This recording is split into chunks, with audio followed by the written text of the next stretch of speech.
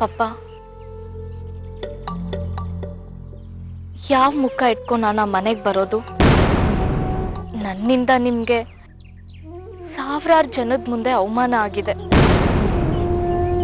ನಿಮ್ ಘನತೆ ಗೌರವಕ್ಕೆ ಧಕ್ಕೆ ಆಗಿದೆ. ನಿಮ್ ಹೆಸರು ಕೀರ್ತಿ ಉಳಿಸೋ ರೀತಿಲಿ ನಾನ್ ನಡ್ಕೊಂಡಿಲ್ಲ ಪಪ್ಪ. ಆ ಮನೆಗ್ ಕಾಲಿಡೋ ಯೋಗ್ಯತೆನೂ ನನ್ಗಿಲ್ಲ. ನಾನು ಆ ಮನೆಗ್ ಬರಲ್ಲ ಪಪ್ಪ.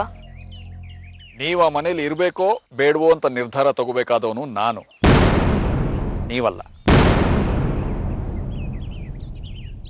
ಸುಮ್ಮನೆ ಇಬ್ರು ಮನೆಗೆ ನಡೀರಿ. ಬೇಡ ಪಪ್ಪ, ಬೇಡ.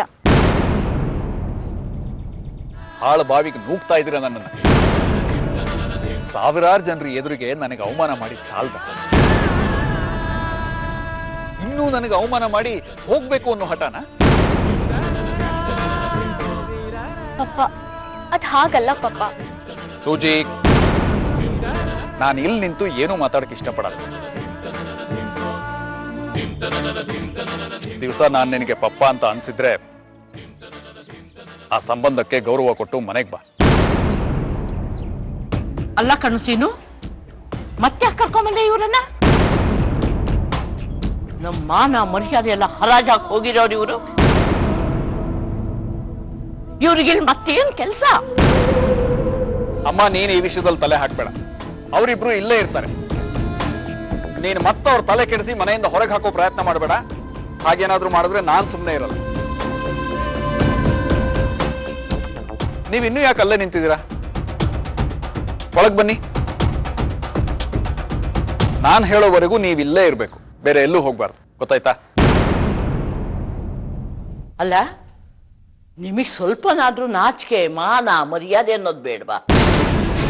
ಮದುವೆ ಮನೇಲಿ ನಮ್ಮ ವಂಶದ ಘನತೆ ಗೌರವ ಎಲ್ಲ ಗಾಳಿ ತೂರಿದ್ದಾಯ್ತಲ್ಲ, ಇನ್ನು ಏನ್ ಬಾಕಿ ಉಳಿದಿರಿ ಅಂತ ಇಲ್ಲಿಗೆ ಬಂದ್ರಿ? ಅಜ್ಜಿ, ನಾವಾಗೆ ಬರ್ಲಿಲ್ಲ. ನಾವಿಲ್ಲಿಗೆ ಬರೋದ್ ಬೇಡ ಅಂತಾನೆ ತೀರ್ಮಾನ ಮಾಡಿದ್ವಿ. ಪಪ್ಪನೇ ಒತ್ತಾಯ ಮಾಡಿ ಕರ್ಕೊಂಡ್ ಬಂದ್ರು. ಸೀನು ಕರ್ದ ಅಂತ ಸೀದಾ ಬಂದ್ಬಿಡೋದಾ? ಬಡತನ ದರಿದ್ರ ಇರುತ್ತೆ ನಿಜ. ಹಾಗಂತ ಯಾರಾದ್ರೂ ಮೂಲ ಬಿಟ್ಟು ಜೀವನ ಮಾಡ್ತಾರ? ನಿಮಗೆ ಬಡತನ ಇದ್ರೂನು ಶೀಲ ಮಾನ ಉಳಿಸ್ಕೊಂಡಿದ್ದೀರಾ ಅಂತ ಅಂದ್ಕೊಂಡಿದ್ದೆ. ಮದುವೆ ಮನೇಲಿ ಗೊತ್ತಾಯ್ತಲ್ಲ ನೀವು ಮೂರು ಬಿಟ್ಟವರು ಅಂತ. ನಿನ್ನ ಮಗಳು ಹಸೆ ಮಣೆ ಬಿಟ್ಟು ಎದ್ದು ಬಂದು ನನಗೆ ಯಾವ್ದೋ ಜೊತೆಗೆ ಸಂಬಂಧ ಇದೆ ಅಂತ ಹೇಳಿದ್ರು ಕೇಳಿಸ್ಕೊಂಡು ಸುಮ್ಮನೆ ಇದ್ಯಲ್ವೇ?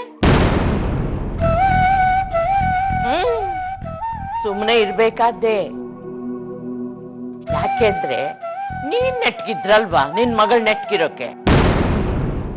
ನೋಡು ಸೂಜಿ, ನಾನ್ ನಿನ್ನ ಇಲ್ಲಿಗೆ ಯಾಕೆ ಕರ್ಕೊಂಡ್ ಬಂದೆ ಗೊತ್ತಾ? ನಿನಗೊಂದು ಮುಖ್ಯವಾದ ವಿಷಯ ಹೇಳೋಕೆ. ನೀನೀಗ ಮೊದಲಿನ ಸೂಜಿ ಅಲ್ಲ, ಕುಲಗೆಟ್ಟೋಳು. ಹಾಗಂತ ಪ್ರಪಂಚಕ್ಕೆ ಸಾರಿ ಹೇಳಿಬಿಟ್ಟ ರಾಕೇಶ.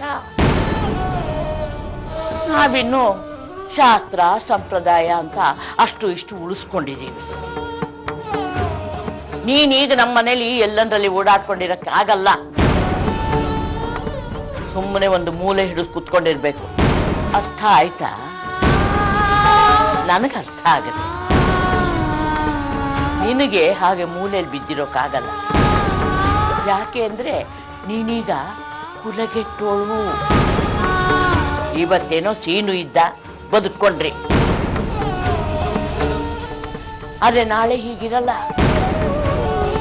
ನಾನಿನ್ನೂ ಬದುಕಿದ್ದೀನಿ. ನಾನೇ ನಿಮ್ ಕತ್ತು ಹಿಡಿದು ನಿನ್ನ ಸರೋಜನ್ನ ಆಚೆ ದಬ್ಬುತ್ತೀನಿ. ಅದಕ್ಕೆ ನಾನು ಹೇಳಿದ ಹಾಗೆ ಕೇಳಿದರೆ ಹಾಗಾಗಲ್ಲ.